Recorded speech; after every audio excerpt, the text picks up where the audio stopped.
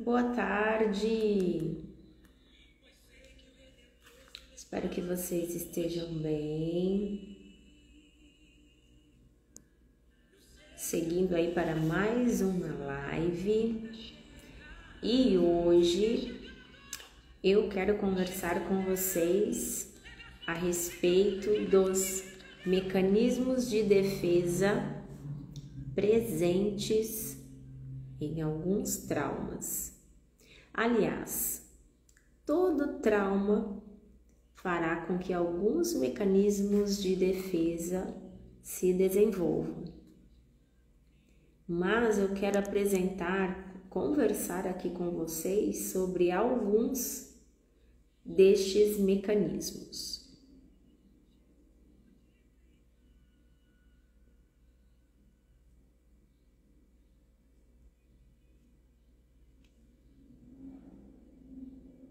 Vou dar mais um tempinho para que mais pessoas possam entrar e já já eu começo.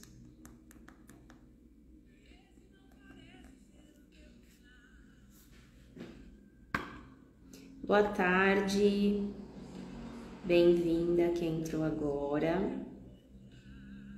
Aproveita, chama mais alguém, dispara aviãozinho.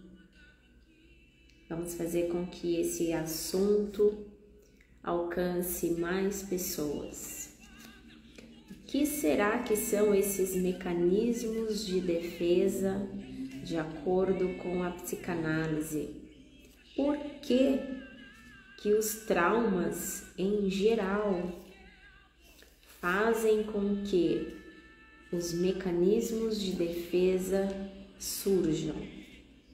Qual é o papel, o objetivo destes mecanismos de defesa? É sobre isso que eu quero conversar com vocês nesta tarde de sábado, 30 de setembro, dia da Bíblia, inclusive. Você já leu a sua Bíblia hoje? Já leu? Meditou na palavra de Deus? Enquanto muitos não têm esse privilégio de ter acesso à palavra de Deus, nós que temos, não podemos negligenciar esta honra de poder meditar na palavra de Deus, enquanto muitos estão por aí morrendo porque se arriscaram, a ler o Evangelho. Boa tarde para quem está entrando agora. Bem-vinda.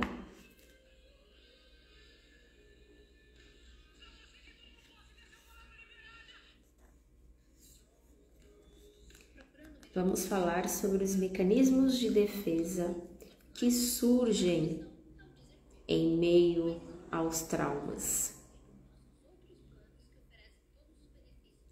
Todo trauma fará com que se desenvolvam alguns sintomas. Nisso também surgem os mecanismos de defesa. Mas por que será que os mecanismos de defesa são desenvolvidos em meio aos traumas? Qual a função dos mecanismos de defesa?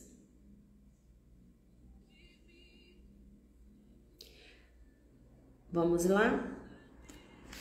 Todo mecanismo de defesa, ele vem com o objetivo de, no mínimo, amenizar aquela dor, aquele desconforto psíquico, portanto, emocional também. Todo mecanismo de defesa é uma tentativa de diminuir aquela dor emocional ou dor psíquica que é da ordem do psiquismo. E como que esse mecanismo ou estes mecanismos de defesa surgem? Quando nós falamos em psiquismo, estamos falando em aparelho psíquico, que é composto de consciente, pré-consciente e inconsciente. Lembrando que o foco, o objeto de estudo da psicanálise é o inconsciente. Portanto, é o inconsciente o responsável em desenvolver estes mecanismos de defesa. Portanto, uma pessoa ali traumatizada, inconscientemente, ela desenvolverá vários tipos de mecanismos de defesa. E é inconsciente, digo mais uma vez, não é intencional. A pessoa ela nem se dá conta, é como se fosse no piloto automático, digamos assim, em uma maneira mais simples de entender, porque é da ordem do inconsciente. O próprio nome já diz, a expressão, né? Mecanismos de defesa. Obviamente é uma maneira inconsciente que a pessoa elaborou para se defender daquele trauma que ela sofre em específico, aquele trauma ou aqueles, porque pode ser que a pessoa sofra de mais de um trauma.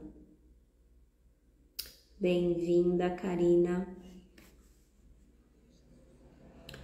Retomando, todo mecanismo de defesa tem como objetivo a tentativa de amenizar aquela dor emocional, aquela dor psíquica, que é em consequência de algum trauma. E quando eu digo tentativa, é porque por mais que os mecanismos possam fazer com que a pessoa acredite que ela não está sentindo aquela dor emocional, aquele desconforto, de certa forma é também uma ilusão, porque o desconforto emocional, aquela dor psíquica, ela continuará ali latente. O máximo que pode acontecer é a pessoa se auto-enganar, ok? E quais são os tipos de mecanismos de defesa? São vários, mas eu quero aqui hoje dar uma introdução e falar apenas de alguns. Eu quero começar falando sobre o mecanismo de defesa da negação. Hoje em dia, as pessoas até falam muito sobre a negação, usam com frequência essa expressão, fulano tá negando, né? Tá na negação. Mas quando se cai no senso comum, a tendência é que a definição se perca. As pessoas até usam com frequência no dia a dia, né? A negação, mas não sabem ao certo o que significa. Isso é da ordem do psiquismo, do campo da psicanálise, portanto, e o mecanismo de defesa da negação, como a própria palavra diz, é quando a pessoa que sofre de um determinado trauma nega não somente para as pessoas os malefícios, os prejuízos que ela sofre em função daquele trauma. Ela nega para os outros e ela nega para si mesmo. Por exemplo, uma pessoa que sofre de algum Uma pessoa que está no vício é um adicto, portanto, é assim que nós chamamos na psicanálise. Uma pessoa que está no vício do álcool ou de alguma droga ou de várias, ela está nessa situação de vício em consequência de um trauma, possivelmente. Ninguém entra em uma situação de vício, independente do vício, se não existe uma causa. E essa causa, na grande maioria das vezes, é algum trauma. Ok? Então, a pessoa que está na negação, ela começa a negar para as pessoas todo o mal que aquele vício, por exemplo, causa na vida dela. Com relação ao vício do álcool, por exemplo, ela pode dizer: eu só bebo socialmente, eu sei me controlar, eu sei a hora de parar. Todo mundo tá vendo que ela tá bebendo em excesso, que ela extrapolou, que ela passou do limite, mas ela diz que ela tem um controle, ela diz que para ela não está fazendo mal algum, que ela só bebe porque ela gosta. Este é um típico exemplo de alguém que está na negação. E ela tenta convencer as pessoas e ela mesma tenta se convencer. É uma maneira de também se auto-enganar ao mesmo tempo, porque assim ela pode continuar naquela situação de vício. Mas, veja bem, o mecanismo de defesa da negação não está relacionado apenas aos vícios. A negação também, esse mecanismo de defesa está muito relacionado a um sintoma muito presente no trauma da rejeição, por exemplo, que é o sintoma da dependência emocional. A pessoa que está ali em uma situação de dependência emocional, ela está dependente emocionalmente de alguém, frequentemente ela vai usar deste mecanismo de defesa que é a negação para tentar se justificar naquela situação e permanecer ali dependente, porque existe para ela um ganho secundário. E todo esse comportamento, ele é inconsciente. Então, por exemplo, a pessoa que está ali na dependência emocional, ela é dependente emocionalmente de alguém, ela está, por exemplo, em um relacionamento tóxico, ela está dependente de um parceiro ou de uma parceira, alguém que de certa forma lhe faz mal, mas ela não consegue se desvencilhar dessa pessoa, ela não consegue se desligar dessa pessoa, ela não consegue romper esse relacionamento exatamente por conta da dependência emocional que ela nutre por aquela pessoa.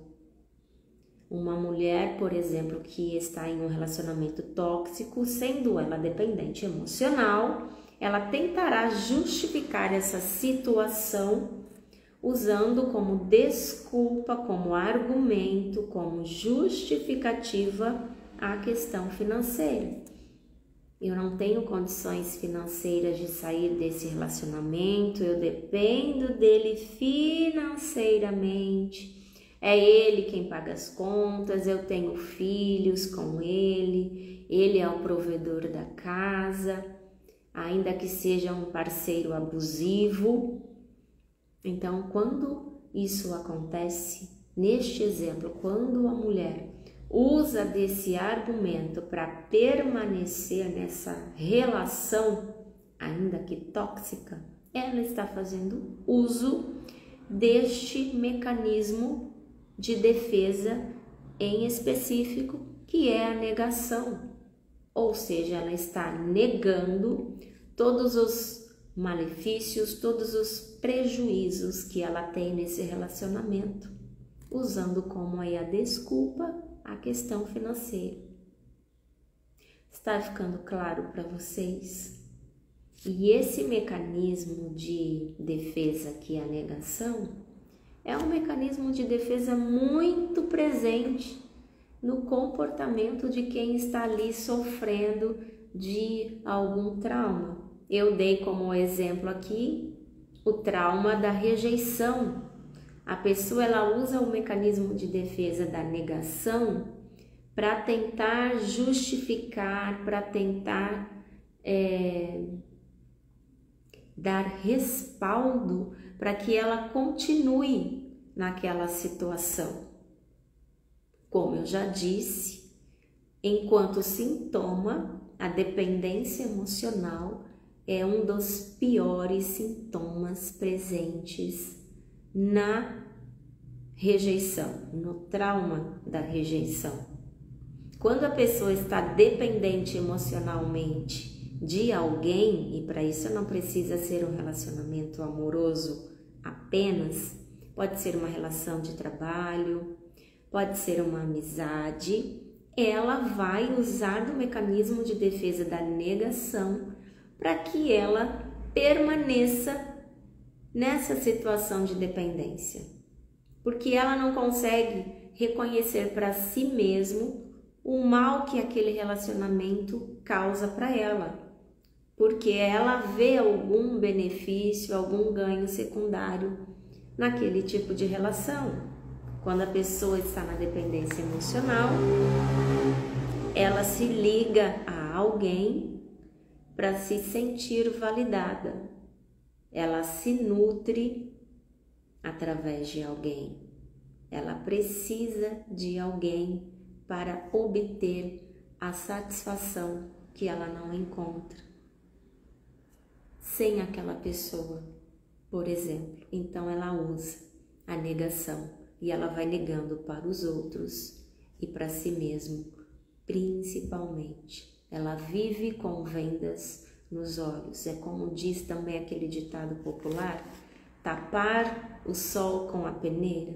Então ela vai negando, constantemente ela vai negando.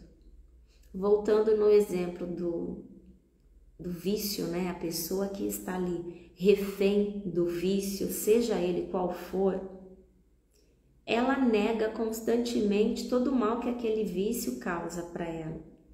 E ela nega para si mesma. É um mecanismo de defesa. Então ela se defende o tempo todo para não reconhecer que por trás daquele vício, todo o malefício que aquele vício causa, ela nega também, principalmente para não reconhecer uma dor maior que está por trás do uso daquele objeto que causa o vício. Seja qual objeto, seja o álcool, seja a droga, né? Uma droga em específico, independente do tipo de droga, ela vai negando. Seja, por exemplo, também um vício em algum tipo de jogo, vício em internet, vício em pornografia e tantos outros tipos de vício. Se a pessoa não consegue ter o controle sobre aquela situação, sobre onde existe o vício, ela está então refém, ela está adicta daquela situação, daquele objeto em específico. E aí ela faz o uso da negação para permanecer naquela situação. Boa tarde para quem entrou agora. Sejam bem-vindos. Se tiver alguma pergunta, se quiser fazer algum comentário, partilhar alguma coisa, fiquem à vontade. Tá claro a questão do mecanismo de defesa da negação? Ok? Posso continuar? Beleza. Próximo mecanismo de defesa que eu quero falar aqui com vocês é a manipulação. A manipulação é um mecanismo de defesa também muito presente no comportamento de quem está refém de algum tipo de trauma. Quando a pessoa está sofrendo algum tipo de trauma, e eu não estou especificando aqui os traumas, mas eu estou enfatizando os mecanismos de defesa. Quando a pessoa, então, apresenta o comportamento de manipulação em virtude de algum tipo de trauma, esta manipulação enquanto comportamento é muito mais que um comportamento, é um mecanismo de defesa que está ali sendo expresso no comportamento daquela pessoa. E como eu sempre digo, porque na psicanálise não existe comportamento sem causa, então nós podemos fazer a seguinte pergunta: o que é que está por trás deste comportamento de manipulação? O que está por trás deste mecanismo de defesa da manipulação? É algum tipo de trauma? É algum tipo de trauma? Será que alguém que está sofrendo do trauma, né, da rejeição, pode apresentar como defesa, como mecanismo de defesa, manipulação? Pode também, porque daí ela vai manipulando as pessoas para que ela não seja rejeitada. De que maneira ela pode utilizar esse mecanismo de defesa da manipulação, sendo ali refém do trauma da rejeição, agradando as pessoas, por exemplo? Ela agrada com o objetivo inconsciente de não ser rejeitada.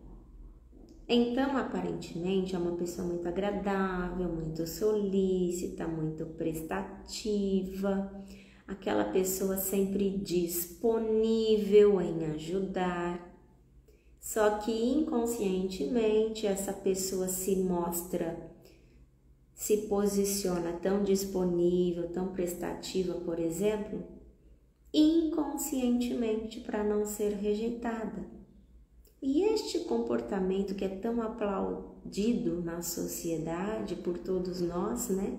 Que é tão nobre, que é tão virtuoso aparentemente, por trás deste comportamento existe uma dor psíquica, existe uma dor emocional, que é a dor da rejeição. E por isso, essa pessoa, inconscientemente, ela se defende através da manipulação. Como que ela se defende? Sendo extremamente agradável, ajudando sempre que possível, sempre estendendo a mão, sempre fazendo pelo outro. Muitas vezes ela deixa de fazer por si mesmo para fazer pelo outro. E agindo assim, ela vai conquistando as pessoas. Isso é manipulação. Digo mais uma vez, não é intencional, é inconsciente. Ela faz isso como mecanismo de defesa para não sentir a dor da rejeição.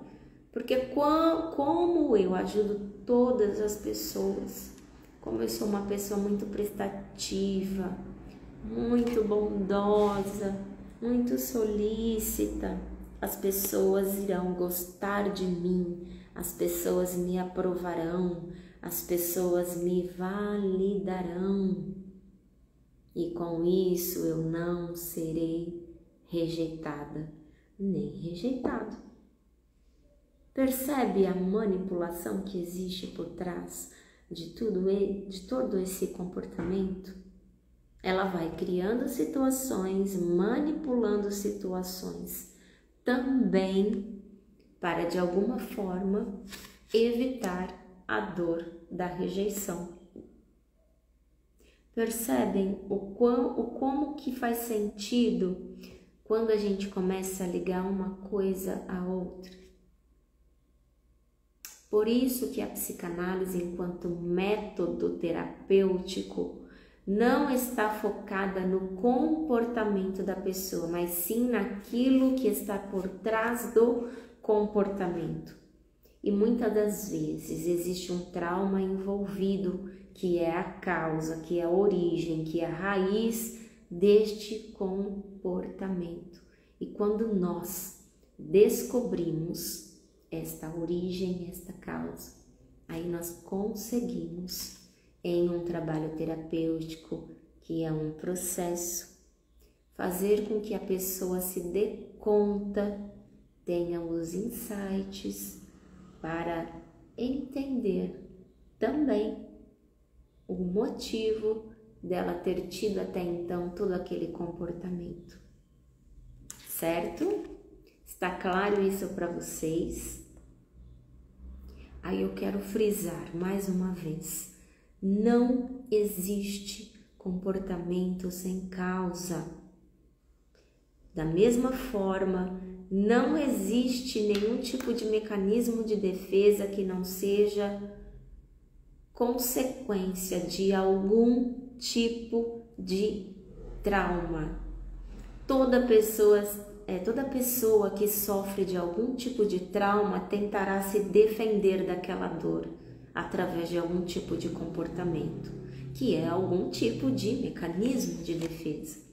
Eu mencionei aqui abordei 2 mecanismos de defesa, apenas 2, mas existem outros. Eu abordei hoje aqui com vocês o mecanismo de defesa da negação e da manipulação.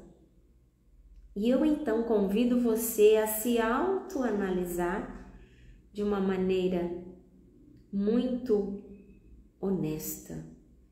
Se pergunte, será que em alguns momentos, ou será que até agora eu tenho negado para os outros e principalmente para mim mesmo alguns malefícios ou alguns prejuízos que eu tenho vivido em função de algum comportamento? Será que não existe aí em você alguma dor emocional envolvida? Portanto, algum trauma? Será que você tem agido da maneira como você age até hoje, negando, manipulando, portanto, usando de mecanismos de defesa para se defender de alguma dor psíquica, alguma dor emocional, seja a rejeição ou seja algum outro trauma do abuso sexual que você possa ter vivido, por exemplo? Sim, o abuso sexual sofrido na infância ou até mesmo na vida adulta pode deixar muitas consequências, porque há exceções.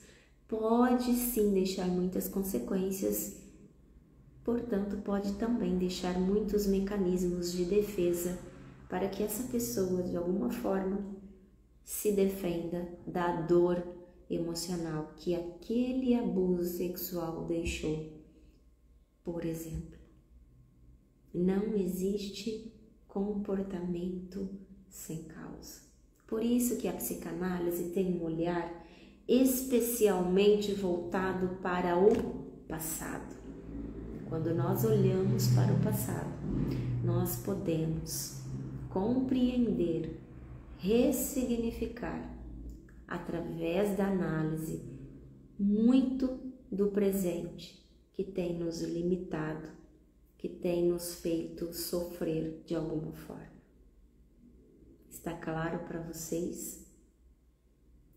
E falando sobre traumas, em especial sobre o trauma da rejeição, eu desenvolvi um e-book muito prático, com uma linguagem extremamente de fácil entendimento sobre o trauma da rejeição. Ele está disponibilizado na plataforma da Hotmart através de um link que é muito fácil, você clica, você preenche ali os dados, a forma de pagamento. Tem um preço extremamente acessível, onde pode ser também parcelado. São parcelas, vai ficar R$ 8,64, se não me falha a memória. Custa o preço total apenas R$ 47,00. Tem um contexto psicanalítico? Obviamente. É um conteúdo embasado na teoria psicanalítica com o foco no trauma da rejeição. Se você, no mínimo, quer aprender um pouco mais sobre esse trauma que está tão presente na vida das pessoas e que é tão devastador por conta dos sintomas que ele pode desenvolver, principalmente a dependência emocional, eu convido você a conhecer esse e-book, a adquirir esse e-book. E também, se você sofre desse trauma, esse e-book pode ser um primeiro passo para que você dê aí em direção à sua cura emocional. Lembrando que esse e-book claramente não resolverá toda a questão aí do trauma da rejeição, mas sim pode ajudar. Faça análise especialmente para que você se autoconheça. Conheça você de uma maneira profunda.